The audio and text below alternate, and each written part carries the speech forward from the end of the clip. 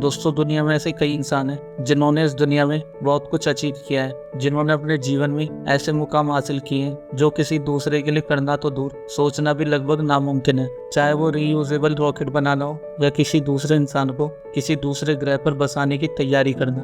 दोस्तों, किसी भी इंसान के लिए वो सोचना काफी आसान है जो किसी दूसरे इंसान ने पहले ही अचीव कर लिया है, लेकिन उस काम को सोचना और अचीव करना जो ना आज तक किसी ने सोचा है और ना ही अचीव किया है, ये बहुत ही मुश्किल है। लेकिन कुछ इंसान उस मुकाम को हासिल करके बाकी लोगों के लिए एक मिसाल बन जाते हैं, और ऐसे ही एक शख्स है इलॉन मस्क। इलॉन मस्क का जन्म 28 जून 1971 को प्रिटोरिया, दक्षिण अफ्रीका में हुआ था।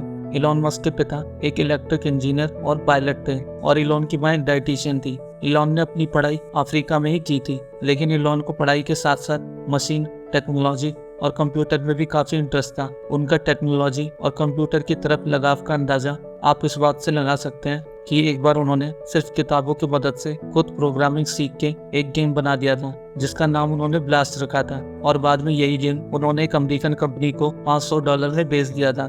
इलॉन बचपन से ही पढ़ाई में बहुत इंटरेस्टेड थे। वो पूरे दिन किताबें पढ़ते और यहाँ तक कि एक समय ऐसा भी था कि उन्होंने अपने घर के आसपास की लाइब्रेरी की सभी किताबें पढ़ डाली थी।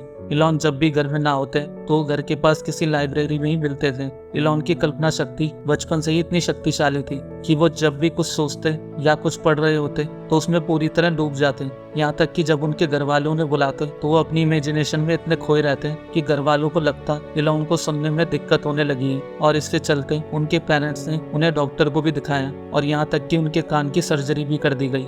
लेकिन धीरे धीरे उनके घर वालों को समझ में आ गया कि ये कोई बीमारी नहीं है बल्कि उनकी काबिलियत है। इलॉन के बचपन में एक एक्सीडेंट और हुआ। इलॉन हमेशा ही पढ़ाई में बहुत ध्यान देते थे। पढ़ाई में ज्यादा ध्यान देने की वजह से वह दूसरे बच्चों के साथ खेलना कूदना पसंद नहीं करते। इस वजह से दूसरे बच्चे उनसे चिढ़ने लगते और कुछ शैतानी बच्चे तो उनकी पढ़ाई की काबिलियत को देखते हुए उनसे जलने लगे, जिसके बाद उन्होंने इलॉन के साथ मारपीट भी की, जिस वजह से इलॉन को काफी चोटें भी आई और यहाँ तक कि इस वजह से उनकी एक आंख पे काफी चोट भी लगी, जिस वजह से आज भी इलॉन को साफ से साफ दिखाई नहीं देता। दोस्तों, इलॉन का जीवन परेशानियों से भरा हुआ है, पर एक कहावत है, ऊपर वाला मुश्किल भी उसी को देता है जिनके बाजू में उनसे लड़ने का दम होता है, और शायद इलॉन मस्क भी उन्हीं में से एक है। और आज अपनी सारी परेशानियों से लड़कर वो जहाँ पहुंच चुके हैं ये तो हम सब जानते ही हैं। अफ्रीका में पढ़ने के बाद वह कनाडा ट्रांसफर हो गए और वहाँ उन्होंने यूनिवर्सिटी ऑफ पेंसिल्वेनिया से फिजिक्स की डिग्री प्राप्त की और वाटन स्कूल ऑफ बिजनेस से इकोनॉमिक्स की डिग्री भी प्राप्त की। बाद में उन्होंने फिजिक्स में पीएचडी करने के लिए अमेरिका की स्टैनफोर्ड यूनिवर्सिटी में एडमिशन ले लिया, लेकिन वहाँ उन्हें इंटरनेट के बारे में पता चला, जिसे देखते ही इलॉन ने इंटरनेट की पावर को समझ लिया। इसके बाद उन्होंने 2 दिन में ही अपना नाम पीएचडी से वापस ले लिया और अपना सारा ध्यान इंटरनेट की तरफ मोड़ दिया। और कुछ समय बाद अपने भाई किम्बल मस्क के साथ मिलकर उन्होंने एक कंपनी जिप्टो स्टार्ट की, जिसमें उनके फादर इलॉन मस्क की भी 10% की हिस्सेदारी थी और इलॉन के पास 7% शेयर थे। और 1999 में इसे कॉम्पैक्ट नाम की एक कंपनी ने खरीद लिया और अपने शेयर की वैल्यू के हिसाब से इलॉन को इससे $22 मिलियन मिले। दोस्तों, यदि किसी इंसान के पास इतने पैसे हो, वो भी आजकल की यूथ के पास, तो वो क्या करेंगे? हमें पता है हम में से ज्यादातर लोग इन पैसों से अपने जीवन को ऐशो आराम के साथ बिता देंगे, लेकिन इलॉन मस्क के दिमाग में कुछ और ही चल रहा था और उन्होंने आगे बढ़ना चुना। जिसके बाद इलॉन के दिमाग में बैंक इंडस्ट्री को समझने की इच्छा हुई, तो उन्होंने X.com नाम की एक कंपनी खोल डाली जो एक मनी ट्रांजैक्शन करने वाली कंपनी थी, और उसी समय एक दूसरी कंपनी कॉन्फिनिटी का भी यही काम था। बाद में यही दोनों कंपनी आपस में मिल गई और इनका नाम बदलकर पेपाल रख दिया गया। बाद में कंपनी के अंदर मस्क और बोर्ड में मनमुटाव होने लगे और बोर्ड ने कंपनी को बेचने का मन बनाया और इसे ईबे कंपनी ने खरीद ली, जिसके बदले इलॉन को $165 मिलियन मिले और आज भी पेपाल वर्ल्ड की बेस्ट मनी ट्रांजैक्शन कंपनी है। इसके बाद उन्होंने एक दूसरी कंपनी खोलने की सोची, जिसको खोलने के पीछे का मकसद स्पेस इक्विपमेंट को सस्ता बनाना था, जिसके थ्रू इलॉन लोगों को स्पेस की सैर कराना चाहते थे और मार्स में ह्यूमैनिटी को बसाना चाहते थे।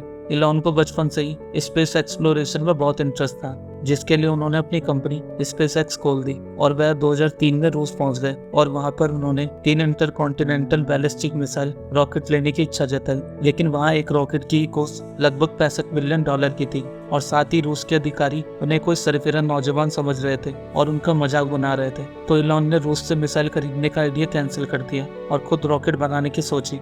उसके बाद वे अमेरिका वापस लौट गए और उन्होंने कई रॉकेट साइंस की किताबें और रॉकेट मैनुअल लेकर उन्हें पढ़ना चालू कर दिया।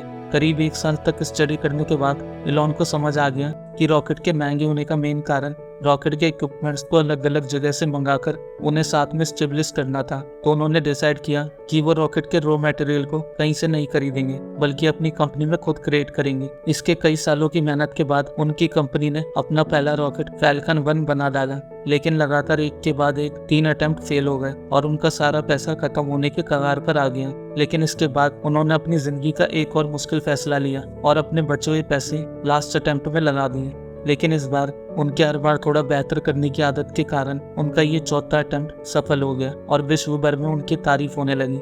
इसके बाद स्पेसएक्स का एक नया दौर शुरू हुआ और नासा ने उनके साथ रीयूजेबल रॉकेट बनाने का $1.6 बिलियन का कॉन्ट्रैक्ट साइन किया। इस कॉन्ट्रैक्ट के अंतर्गत इंटरनेशनल स्पेस स्टेशन में सप्लाई पहुंचाने के लिए स्पेसएक्स की मदद ली गई और इस प्रोग्राम को कॉमर्शियल रीसप्लाई सर्विसेज का नाम दिया गया। साल 2012 के बाद से स्पेसएक्स अपने कार्गो क्राफ्ट ड्रैगन को 20 बार ISS तक पहुंचा चुका है और आज स्पेसएक्स की वैल्यू $76 बिलियन की है।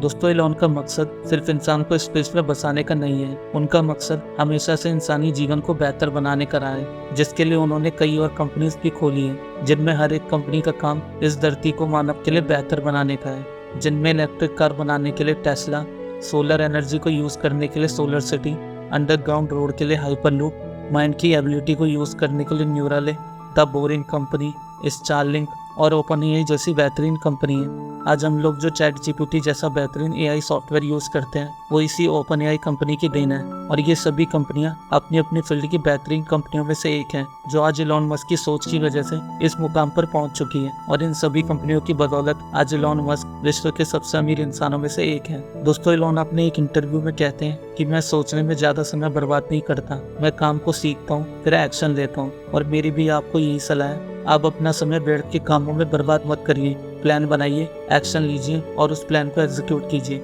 और अगर आपको वीडियो पसंद आई तो वीडियो को लाइक और शेयर करना और चैनल को सब्सक्राइब कर लेना। अंत में मैं यही कहूँगा, मंजिल जरूर मिलेगी।